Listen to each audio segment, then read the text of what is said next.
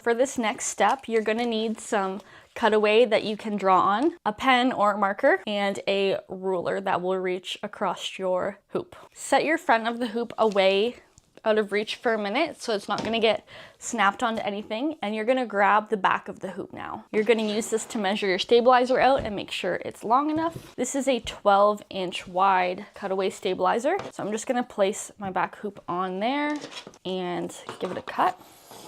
We can put our back of the hoop down.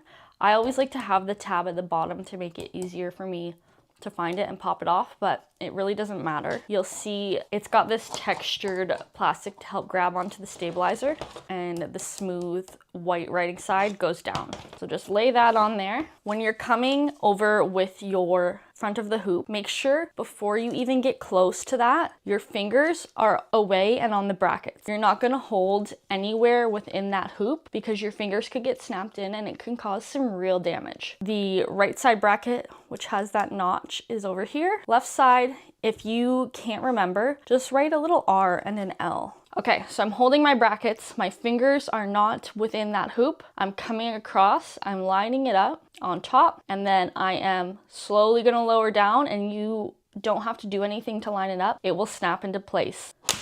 As you can see, that's why it's important to have your fingers well out of the way. If you heard that snap, it was pretty intense, and it aligns itself when it snaps closed. I'm not sure if you can tell, you probably can, but that stabilizer is really taut in there. It's drum-like.